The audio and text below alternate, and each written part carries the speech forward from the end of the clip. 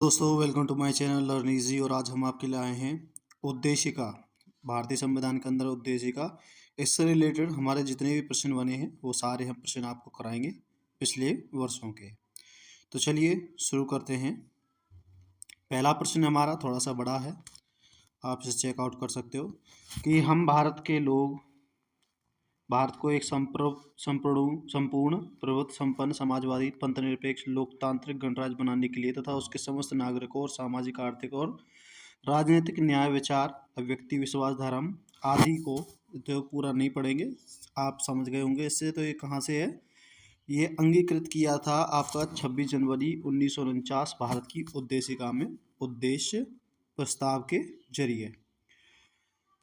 तो next question तरफ चलते हैं। नेक्स्ट क्वेश्चन है हमारे पास, भारतीय गणतंत्र की 26/1/1950 को सही संवैधानिक वस्तु स्थिति क्या थी जब संविधान को लागू किया गया। तो देखिए, संपूर्ण प्रभुत्व संपन्न लोकतांत्रिक गणराज्य जो है धर्मनिरपेक्ष, और जो है ये समाजवादी जो वर्ड हैं ये बाद में जोड़े गए थे 42वें संविधान संशोधन के बाद। ठीक है, समाजवादी पंथनिरपेक्ष और अखंडता वाले जो शब्द हैं ये 1976 में जो है धारा 2 में जोड़े गए थे 42वें संविधान संशोधन के तहत। तो इसका जो है जिसका ज़रूरत होगी हम उसका एक्सप्लेनेशन भी बताएंगे, बाकी आप जो है उसको सपोज करके पढ़ सकते हो। ये IAS 2021 का प्रश्न है, 26 जनवरी 1950 को भारत की वास्तविक संवैधानिक स्थिति क्या थी। तो जो वास्तविक संवैधानिक स्थिति थी उसमें सिर्फ संपूर्ण प्रभुत्व संपन्न एवं लोकतांत्रिक गणराज्य की संकल्पना की गई थी। तो ये थी हमारी सबसे पहली। बाद में जो है समाजवादी और धर्मनिरपेक्ष और अखंडता जैसे शब्द, 3 शब्द जोड़े गए थे। तो एक बार ये प्रश्न पूछा जाता है कि कितनी बार उद्देशिका में जो है आपका संशोधन हुआ। तो एक बार हुआ है सिर्फ, 1975 42वें संविधान संशोधन के तहत। नेक्स्ट क्वेश्चन है, भारत के संविधान के निर्माताओं का मत निम्नलिखित में से किसका प्रतिबिंब होता है। तो भारत में संविधान निर्माताओं का मत जो है उद्देशिका में जो है प्रतिबिंबित होता है। तो उनका जो उद्देश्य था क्या था, ये उसकी उद्देशिका में जो है बताया जाता है। नेक्स्ट क्वेश्चन है, भारत के संविधान की प्रस्तावना में कितने प्रकार के न्याय, स्वतंत्रता, समानता एवं भ्रातृत्व का उसी क्रम में उल्लेख किया गया है। तो देखिए जो है इसमें 3 प्रकार के न्याय, 5 प्रकार की स्वतंत्रता, 2 प्रकार की समानता और 1 प्रकार के भ्रातृत्व की बात की गई है। तो 3, 5, 2, 1। तो देखिए भारत संविधान में 3 प्रकार के न्याय हैं, 5 प्रकार की स्वतंत्रता है, 2 प्रकार की समानता है और 1 प्रकार का भ्रातृत्व है। नेक्स्ट क्वेश्चन, ये जो है आपका हटा दिया गया था आयोग के द्वारा, बिहार पब्लिक सर्विस कमीशन के द्वारा। तो इसको नहीं करेंगे हम प्रश्न को, वरना ये गलत क्वेश्चन आपके दिमाग में डाउट पैदा कर देगा। क्वेश्चन नंबर 7 है, भारतीय संविधान की प्रस्तावना में भारत को किस रूप में घोषित किया गया है। तो भारत की प्रस्तावना में जो भारत को एक सार्वभौम समाजवादी धर्मनिरपेक्ष प्रजातांत्रिक गणराज्य के रूप में प्रदर्शित किया गया है। ऑप्शन सी इसका राइट आंसर हो जाएगा। नेक्स्ट क्वेश्चन तरफ चलते हैं। नेक्स्ट है हमारे पास, निम्नलिखित शब्दों पर विचार कीजिए। तो निम्नलिखित शब्द है हमारे पास, तो ये क्रमानुसार लगाने हैं। तो क्रमानुसार सबसे पहला आएगा सार्वभौमिक, समाजवादी, उसके बाद धर्मनिरपेक्ष और उसके बाद आपका प्रजातांत्रिक। तो समाजवादी, सार्वभौमिक, धर्मनिरपेक्ष और प्रजातांत्रिक, ये इसका क्रम हो जाएगा। 2008 का प्रश्न है BPSC का। नेक्स्ट क्वेश्चन है, क्वेश्चन नंबर 9 है, भारतीय संविधान की प्रस्तावना में समाजवादी शब्द किस संविधान संशोधन के तहत जोड़ा गया था। संविधान संशोधन था वो 42वां संविधान संशोधन 1976 के द्वारा। नेक्स्ट क्वेश्चन है, क्वेश्चन नंबर 10 है, निम्नांकित में से कौन सा 42वें संविधान संशोधन के माध्यम से भारत के संविधान की प्रस्तावना में जोड़ा गया था। तो ये समाजवादी और पंथनिरपेक्ष जैसे शब्द जो है भारत की जो है प्रस्तावना में जोड़े गए थे। ऑप्शन सी इसका राइट आंसर हो जाएगा। क्वेश्चन नंबर 11 है, भारत की संविधान की प्रस्तावना में धर्मनिरपेक्ष एवं समाजवादी शब्द कब जोड़े गए थे। तो ये क्वेश्चन है 42वें संविधान संशोधन के द्वारा। देखिए कि क्वेश्चन जो है कई बार रिपीट भी होता है, उसके जो है आपकी बस लैंग्वेज अलग करके क्वेश्चन वही रहता है। तो इसको भी आप चेकआउट कर सकते हो, इसीलिए जो है प्रीवियस ईयर क्वेश्चन करने बहुत ज़रूरी होते हैं। नेक्स्ट क्वेश्चन है, निम्नलिखित में से कौन सा भारत को धर्मनिरपेक्ष राज्य वर्णित करता है। धर्मनिरपेक्ष राज्य वर्णित करता है आपका संविधान की प्रस्तावना। ऑप्शन 20 का राइट आंसर हो जाएगा। वीडियो अच्छी लगी तो वीडियो को लाइक करें, चैनल को सब्सक्राइब करें। नेक्स्ट क्वेश्चन है, निम्नलिखित शब्दों में से कौन सा शब्द सन 1975 में भारतीय संविधान की प्रस्तावना में सम्मिलित नहीं था? तो देखिए, जो अखंडता शब्द है, अखंडता, समाजवादी और धर्मनिरपेक्ष जो है, पंथ निरपेक्ष जो है, ये बाद में जोड़े गए, तो अखंडता नहीं था। बाकी बंधुत्व, समानता और संप्रभु पहले भी थे हमारे। तो कूट के बारे में आंसर लगाना है आपको। कूट कहता है कि निम्नलिखित शब्दों में से कौन सा 42वें संविधान संशोधन द्वारा प्रस्तावना में जोड़े गए। तो 42वें संविधान संशोधन द्वारा देखिए आपका समाजवाद जोड़ा गया था और पंथ निरपेक्ष जोड़ा गया था। 1 और 3 इसका हो जाएगा, बाकी सभी इसमें पहले से थे। नेक्स्ट क्वेश्चन हमारे पास ये फिर से कूट का है। तो कूट है हमारा, संविधान की उद्देशिका के संबंध में निम्नलिखित कथनों पर विचार कीजिए। और कथन है हमारे पास कुछ इस प्रकार से कि पंडित नेहरू द्वारा प्रस्तुत ऑब्जेक्टिव प्रस्ताव आतंकोत्वा उद्देशिका बना, ये सही है। इसकी प्रकृति न्यायोग्य नहीं है, तो ये भी सही है, ये न्यायोग्य नहीं है। ऐसे इसमें संविधान संशोधन, इसमें संशोधन नहीं किया जा सकता, ये गलत है, क्योंकि संशोधन हो चुका है 1942 में। और चौथा है, संविधान की विशिष्ट प्रावधानों को और यह रद्द नहीं कर सकता, तो ये भी सही है। तो 1, 2, 4 सही हो जाएंगे, 3 हमारा गलत हो जाएगा। नेक्स्ट क्वेश्चन हमारे पास, संविधान की प्रस्तावना का विधिक रूप स्वरूप क्या है? तो संविधान की विधिक प्रस्तावना का विधिक स्वरूप है, यह लागू नहीं किया जा सकता। नेक्स्ट क्वेश्चन है, यह लागू नहीं किया जा सकता। क्वेश्चन नंबर 17 है हमारे पास, भारतीय संविधान की उद्देशिका में संशोधन किया गया था। तो ये किया गया था 42वें संविधान संशोधन 1976 के द्वारा। नेक्स्ट क्वेश्चन है, समाजवादी शब्द उद्देशिका में जोड़ा गया था। तो समाजवादी शब्द जो उद्देशिका में जोड़ा गया था 42वें संविधान संशोधन। तो देखिए, एक 42वें संविधान संशोधन से कितने प्रश्न जो है बार बार रिपीट करके पूछे जा चुके हैं। नेक्स्ट क्वेश्चन है, भारत की संविधान प्रस्तावना में समाजवादी शब्द किस संशोधन द्वारा लाया गया था? तो समाजवादी जो शब्द है वो 42वें संविधान संशोधन द्वारा लाया गया था। नेक्स्ट क्वेश्चन हमारे पास, क्वेश्चन नंबर 20, 26 नवंबर 1949 को अंगीकृत भारतीय संविधान की प्रस्तावना में सम्मिलित नहीं थे। तो देखिए क्या नहीं था, आपको पता है, इसके अंदर जो है आपके ना तो समाजवादी, ना ही पंथ निरपेक्ष और ना ही अखंडता सब थे, बाकी गणराज्य उसमें पहले से ही था। नेक्स्ट क्वेश्चन तरफ चलते हैं। भारतीय संविधान की प्रस्तावना में पंथ निरपेक्ष शब्द को जोड़ा गया है। तो भारतीय संविधान की प्रस्तावना में पंथ निरपेक्ष को जोड़ा गया है 42वें संविधान संशोधन के द्वारा। देखिए, ये प्रश्न जो है 3-3, 4-4 बार पूछे जा चुके हैं और एक एक प्रश्न को जो रिपीट करके अलग अलग जो है लैंग्वेज के द्वारा वो पूछ लेता है। नेक्स्ट क्वेश्चन है, क्वेश्चन नंबर 22, भारत के संविधान के आमुख का लक्ष्य उसके सभी नागरिकों के लिए सुनिश्चित करना है। तो क्या सुनिश्चित करना है? तो ये है सामाजिक न्याय, आर्थिक न्याय, बिल्कुल सही है। विचार तथा अभिव्यक्ति स्वतंत्रता, ये भी सही है। अवसर की समानता, ये भी सही है। और प्रति व्यक्ति की प्रतिष्ठा, ये भी सही है। नेक्स्ट क्वेश्चन तरफ चलते हैं। कथन निष्कर्ष वाला है नेक्स्ट क्वेश्चन हमारे पास। नीचे 2 कथन दिए गए हैं, इनमें से एक कथन दूसरे का कारण है, तो आप बताएंगे। तो कथन ये है कि भारत एक संपूर्ण प्रभुत्व संपन्न समाजवादी धर्मनिरपेक्ष लोकतांत्रिक गणराज्य है।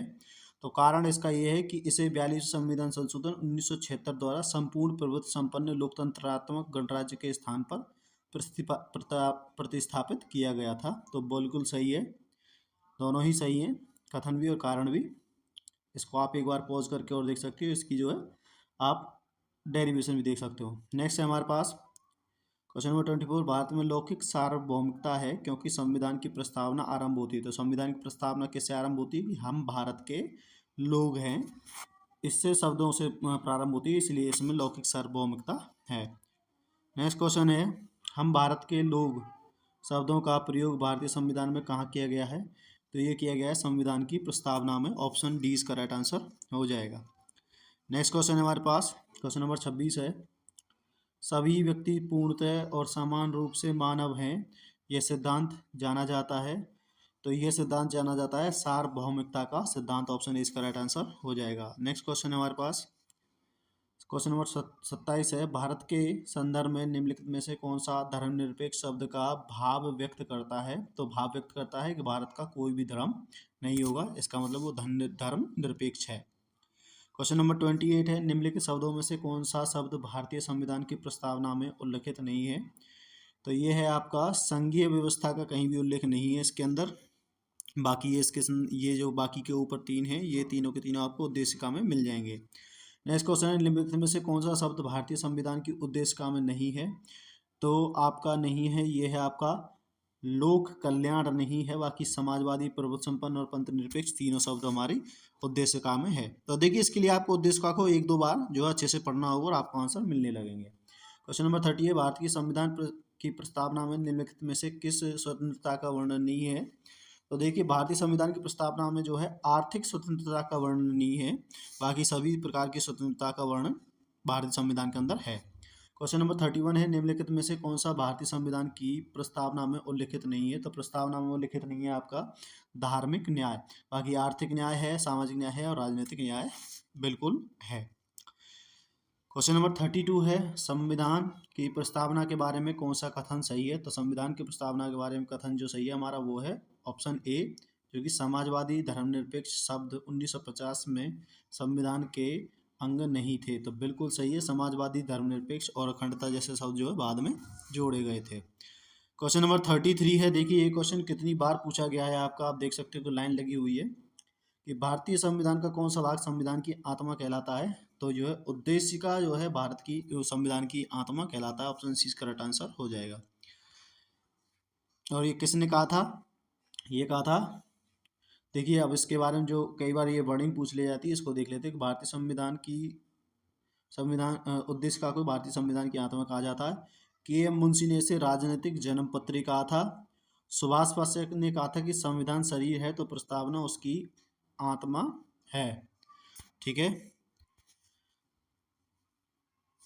लेकिन जो लोकसभा आयोग उत्तर प्रदेश है उसने प्रेम्बेकल जो है उद्देशिका को माना है, और डॉक्टर बी.आर. अम्बेडकर ने जो माना है वो माना है संविधान के उपचारों के अधिकार को।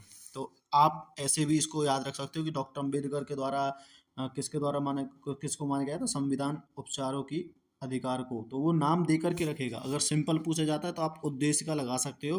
अगर आपसे वो पूछता है सुभाष कश्यप ने, तो सुभाष कश्यप ने माना है प्रस्तावना को। क्वेश्चन नंबर 34 तक चलते हैं। निम्नलिखित में से कौन सा भारतीय संविधान की प्रस्तावना को हमारे संप्रभु प्रजातांत्रिक गणराज्य की जन्म कुंडली कहा है? तो ये कहा है के.एम. मुंशी जी ने जो है भारतीय संविधान की प्रस्तावना को हमारे संप्रभु प्रजातांत्रिक गणतंत्र की जन्म कुंडली कहा है। नेक्स्ट क्वेश्चन है, संविधान को एक पवित्र दस्तावेज किसने कहा है? तो संविधान को एक पवित्र दस्तावेज डॉक्टर बी.आर. अम्बेडकर जी ने कहा है। ऑप्शन इसका राइट आंसर हो जाएगा। नेक्स्ट क्वेश्चन हमारे पास क्वेश्चन नंबर 36, किस वाद के फैसले में सर्वोच्च न्यायालय ने सर्वप्रथम घोषित उद्देशिका को संविधान का हिस्सा नहीं है? तो किस वाद में माना गया था कि संविधान जो है उद्देशिका जो है वो संविधान का हिस्सा नहीं है? तो ये माना गया था आपका बेरूवारी बनाम संघ में। तो ये है बेरूवारी संघ का जो आया था 1960 में मुकदमा, इसमें माना गया था, नहीं माना गया था। और बाद में जो माना गया था वो केशवानंद भारती केस में माना गया था। और कई बार क्वेश्चन पूछा जाता है कि किस केस में सबसे ज़्यादा जजों की पीठ बैठी थी? तो वो बैठी थी केशवानंद भारती, 13 जजों की पीठ बैठी थी। नेक्स्ट क्वेश्चन है हमारे पास निम्नलिखित किस वाद में उच्चतम न्यायालय ने धारणा प्रस्तुत की किस उद्देशिका संविधान का भाग है? तो ये है बॉम्बई बनाम भारत सरकार। बॉम्बई बनाम भारत सरकार ये है, इसमें माना गया था आपका गोलक उसका केशवानंद भारती मामले में भी इसको माना गया था। देखो ये दिया गया है कि केशवानंद भारती बनाम केरल राज्य के मामले में भी बहुमत से दिए गए निर्णय में उद्देशिका को संविधान का भाग माना गया था। नेक्स्ट क्वेश्चन है, निम्नलिखित विवादों में से सर्वोच्च न्यायालय ने प्रस्तावना को भारतीय संविधान की मौलिक संरचना का भाग स्वीकार किया है? तो किस में किया है मौलिक संरचना का भाग? केशवानंद भारती विवाद में। ये 1973 में आया था। कई बार जो आपसे जो है इसकी डेट भी पूछ ली जाती है। नेक्स्ट क्वेश्चन है, भारतीय संविधान की प्रस्तावना में जिन आदर्शों एवं उद्देश्यों की रूपरेखा रखी गई थी उनकी व्याख्या है? तो उनकी व्याख्या है मूल अधिकारों, राज्य के नीति निर्देशक सिद्धांतों एवं मौलिक कर्तव्यों के अध्याय में। नेक्स्ट की तरफ चलते हैं। नेक्स्ट क्वेश्चन हमारे पास क्वेश्चन नंबर 40 है, निम्नलिखित में से कौन सा एक भारतीय संविधान के उद्देश्यों को प्रतिबिंबित करता है? तो ये करता है संविधान की प्रस्तावना जो है भारत के उद्देश्यों को प्रतिबिंबित कर रहा है। नेक्स्ट क्वेश्चन हमारे पास क्वेश्चन नंबर 41 है, भारत के संविधान की उद्देशिका में कितने प्रकार की न्याय की व्यवस्था की गई है? तो देश के में जो है 3 प्रकार के न्याय की व्यवस्था की गई है। 5 प्रकार की समानता, 3 प्रकार के न्याय। नेक्स्ट क्वेश्चन है 1 प्रकार का भ्रातृत्व।